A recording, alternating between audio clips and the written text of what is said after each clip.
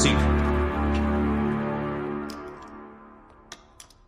Your honour, ఈ case విషయానికి దాని వివరాల గురించి మాట్లాడే ముందు ఒక చిన్న విజ్ఞప్తి. పోలీస్ సంస్థకు కొన్ని పద్ధతులు పాటించాల్సిన అవసరం ఉంది. ఒక నేరం జరిగిన తర్వాత పోలీస్ సిబ్బంది తరలి ఆ ఘటనా స్థలానికి చేరి పరిశీలించి సాక్ష్యాధారాలు సేకరించి సెక్షన్ 51, 53 ప్రకారంగా నిందితులను గాని అనుమానితులను గాని అదుపులోకి తీసుకొని కోర్టుకు హాజరుపరచడం జరుగుతుంది. అక్కడ జరిగే వాదోపవాదాలు, న్యాయమూర్తి తీసుకునే నిర్ణయం గురించి వీళ్ళకి సంబంధమే లేదు. అప్పుడు సూర్యప్రకాష్ అనే వ్యక్తి విషయంలో కూడా జరిగింది ఇదే. రిమాండ్కి వెళ్లిన మరుసటి రోజు పాపం తన తల్లిదండ్రులు ఆత్మహత్య చేసుకుని చనిపోయారు. సంవత్సరం తర్వాత తన ప్రేమించిన అమ్మాయి వదిలేసింది. ఏం చెయ్యాలో అర్థం కాక నా క్లయింట్ ఏసీపీ కిషోర్ తన్ని అన్యాయంగా హత్య కేసులో ఇరికిచ్చాడని కక్ష పెంచుకొని సెక్షన్ 211 కేసు పెట్టాడు. అరెస్ట్ చేసే పోలీస్ సిబ్బందిపై ప్రతి ఒక్కరూ కేసులు పెడుతూ పోతే పోలీసు ఉద్యోగులు, లాయర్లు, న్యాయమూర్తులు పనిచేసేదిలా.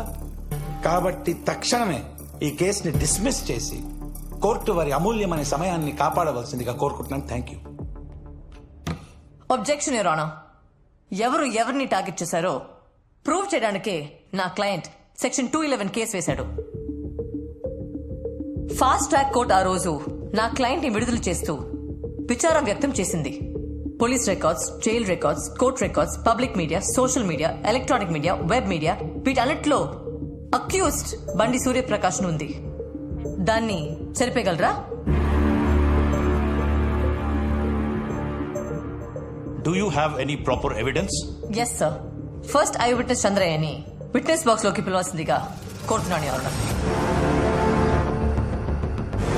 చంద్రయ్య, చంద్రయ్య, చంద్రయ్య.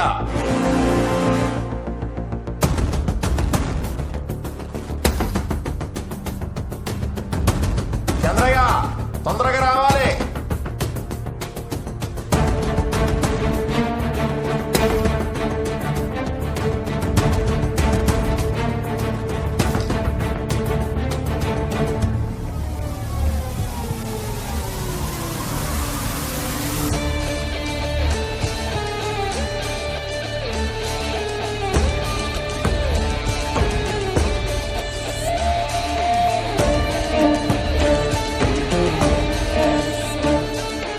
రాలేదయ్యా. ఏంటమ్మా, అతను రాలేదా? I'm sorry your honour. Will you please grant me 4 days your honour? Objection your honour. Court సమయాన్ని వేస్ట్ చేయడం కాకపోతే 4 days మళ్ళీ అడగడం ఏంటి? కేసు తక్షణమే డిస్మిస్ చేయండి please. Objection over ruled. Granted. Thank you your honour.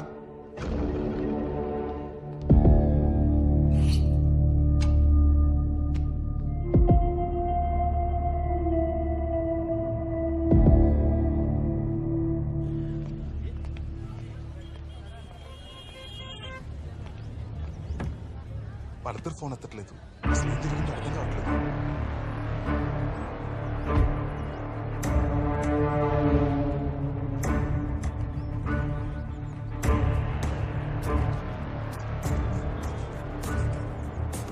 Indian penal code చాలా మంచోడు రాసింటాడ్రా. అందుకే నువ్వు బయటకు వచ్చావు. యాక్చువల్లీ నాలాంటోడు రాసి ఉండాల్సిందే. అస్సలు నువ్వు బయటికి వచ్చేవాడివే కాదు.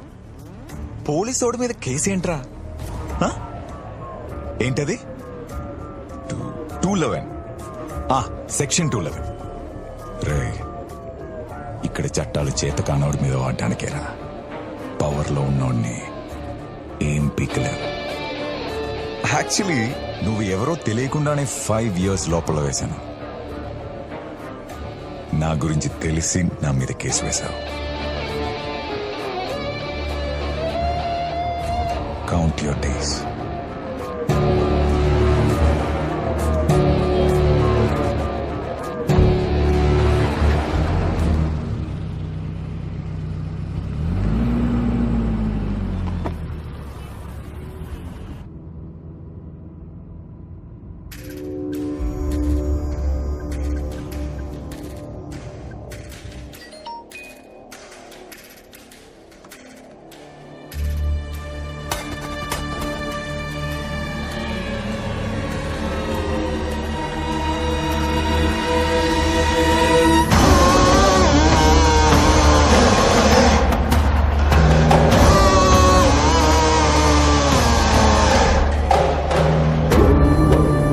పట్టుకుంటాం.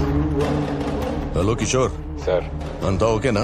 నా సైడ్ ఓకే సార్, మీ యాక్టింగ్ మాత్రం అదిరిపోయింది సార్. సార్ అసలే వాళ్ళిద్దరు పారిపోయి నేను టెన్షన్ లో ఉంటే కమిషనర్ ఫోన్ చేసి నన్ను ఎక్కిస్తున్నాడు సార్.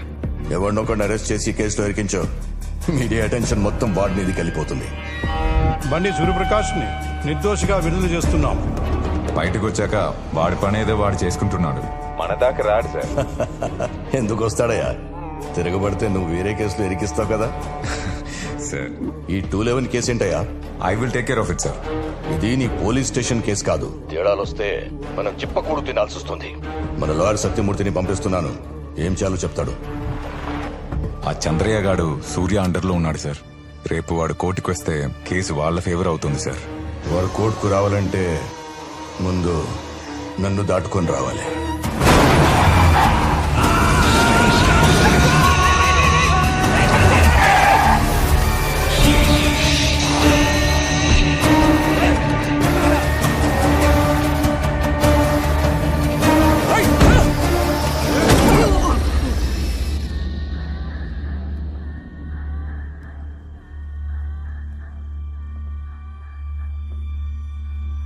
చందానగర్ జనతా బార్ లో జరిగిన దొమ్మిలో చంద్రయ్య అనే వ్యక్తి దారుణ హత్యకు గురయ్యాడు.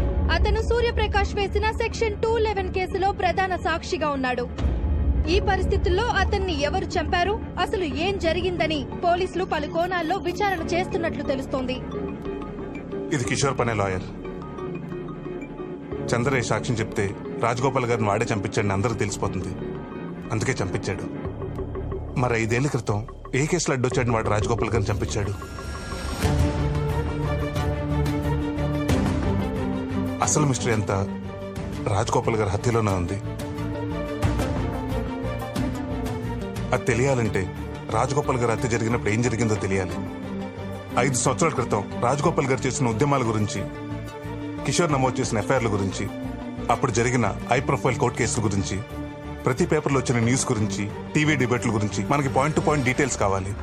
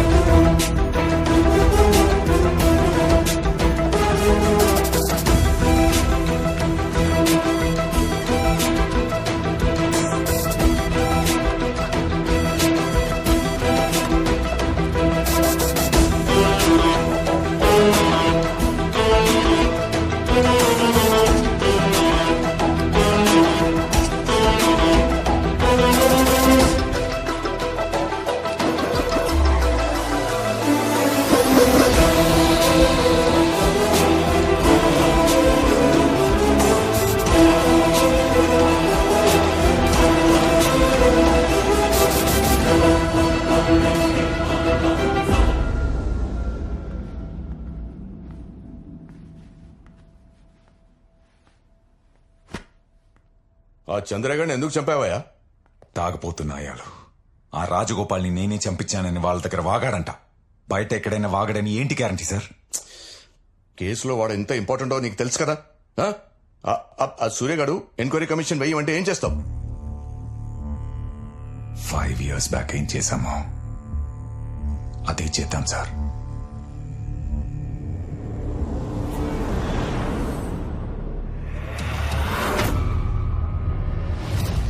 అలాగెలాగండి? గవర్నమెంట్ ల్యాండ్ గవర్నమెంట్ కొనుక్కోవడం ఏంటండి? ఇదో పెద్ద స్కామ్. ఏదైతే ఎలక్ట్రానిక్ హబ్ కోసం 100 ఎకరాలు పూలింగ్ చేసామని చెప్తున్నారో అది గతంలోనే పేదవాళ్ల కోసం ప్లాట్లుగా చేసి పంచిపెట్టేశారు. ఇప్పుడు అదే భూమిని పేద ప్రజల దగ్గర నుంచి మార్కెట్ రేట్ కంటే 4 రెట్లు ఎక్కువ పెట్టి కొంటున్నారు. ఆ పేదవాళ్ళు ఎవరు? ఆ పార్టీ కార్యకర్తలే. ఇందులో కొన్ని వేల కోట్ల స్కామ్ జరిగింది. ఇదంతా ఎవరు చేస్తుంటారు శివరాం గారు? ఇంకెవరండి? సంవత్సరం క్రితం ఎవరైతే పట్టాలు ఇచ్చారో వాళ్లే ఈ ల్యాండ్ స్కామ్ చేశారు అని క్లియర్ గా అర్థమవుతుంది. దీని మీద మేము ప్రజలతో కలిసి నిరసన వ్యక్తం చేయబోతున్నాం. చూస్తున్నారుగా ఆ శివరాం గారిని. వాడు అదే పనిగా ల్యాండ్ స్కామ్ సిబిఐ ఎంక్వైరీని గోళగోళ చేస్తున్నాడు. ఆ శివరామ్ గాడు అంతేనయ్యా, కొత్త టాపిక్ దొరికేదాకా దీన్నే పట్టుకొని వెళ్లాడుతుంటాడు. కొత్త టాపిక్ ఇచ్చేస్తే పోలా? కొత్త టాపిక్ అంటే చంపేయాలి. ఎవరిని? రాజ్ గోపాల్ని. అతనెప్పుడు చట్టం, జనం, న్యాయం అంటూ తిరుగుతూ ఉంటాడు. సమాజంలో మంచోడు, పేదోళ్ల దేవుడు సార్. అతన్ని చంపితే మనకు యూస్ ఏంటి సార్? ఒక గొప్పోడి చావు దేన్నైనా మర్చిపోయేలా చేస్తుందయ్యా. రాజ్ గోపాల్ని చంపేస్తే జనం, మీడియా, ఆ శివరామ్ గాడు కూడా మన ల్యాండ్ స్కామ్ నుండి డైవర్ట్ అయ్యి ఆ రాజ్ గోపాల్ హత్య గురించే మాట్లాడతారు. సో జాగ్రత్తగా రాజ్ గోపాల్ని చంపేయడానికి ప్లాన్ చేయి.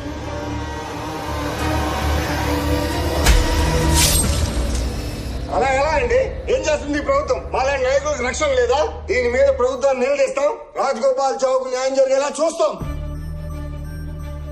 నల్లగండ్ల ల్యాండ్ స్కామ్ ఇష్యూని డైవర్ట్ చేయడం కోసం ఏ సంబంధం లేని రాజగోపాల్ గారిని హత్య చేశారు.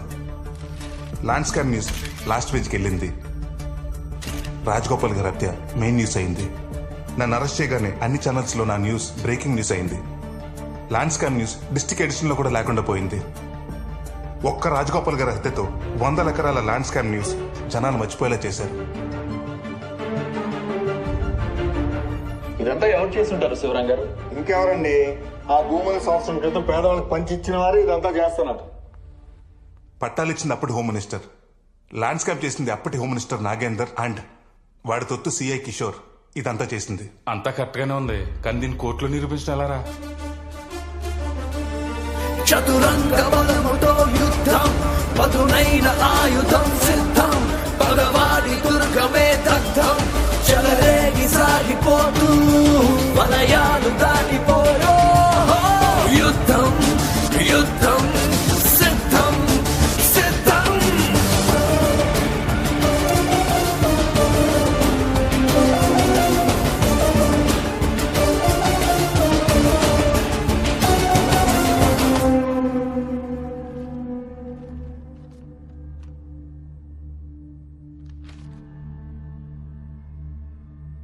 నల్లగండ్ల ల్యాండ్ స్కామ్ ని డైవర్ట్ చేయడానికి రాజగోపాల్ ని చంపారన్న మీ అజంప్షన్ బాగుంది. కానీ కోర్టుకు కావాల్సింది మీ అజంప్షన్స్ కాదు, ఎవిడెన్స్, ఆధారాలు. Exactly your honour.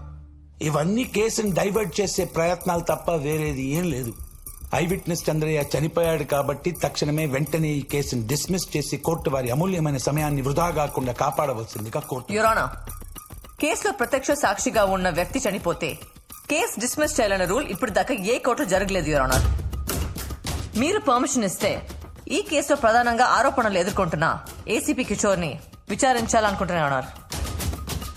Mister Kishore, please come to the witness box.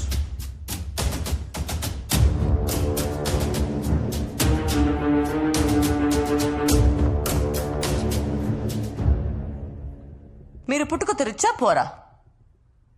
Your rich. Note this point your honour. Nallagandla భూముల్ని పేదలకు పంచామని గవర్నమెంట్ చెప్పింది. మీరేమో రిచ్. మరి ఆ 100 ప్లాట్స్ మీ ఫ్యామిలీ మెంబర్స్ అందరి పేర్లు ఎలా వచ్చాయి? ఓ, మీరు మాత్రమే రిచ్చా? మీ ఫ్యామిలీ మెంబర్స్ అంతా పోరా?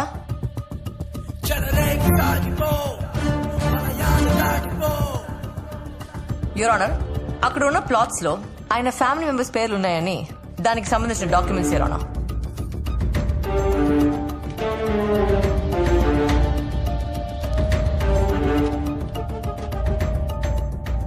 Objection your honour. ఆ ల్యాండ్ స్కామ్ కి 211 కేసుకి ఏదైనా సంబంధం ఉందండి? ఈ కేసుని ఎక్కడి నుంచి ఎక్కడికో తీసుకెళ్తున్నారు జూనియర్ లాయర్ ఆద్య గారు. అసలు ఈ కేసు గురించి మీకు క్లారిటీ ఉందండి? Do you have some clarity? Senior most lawyer Satyamurthy గారు, కాసేపు వెయిట్ చేస్తే అన్ని సంబంధాలు ఓపెన్ అవుతాయి. ఎక్స్ హోమ్ మినిస్టర్ నాగేంద్ర మీ రిలేటివా? కాదు. ఓ, మరి ప్రతి నెల నాగేంద్ర అకౌంట్ నుండి మీ వైఫ్ అకౌంట్ లో 6 లక్షలు పడుతున్నాయి. ఆయన మీకు ఇస్తున్న లంచమా? దానికి సంబంధించిన every month bank statement your honour.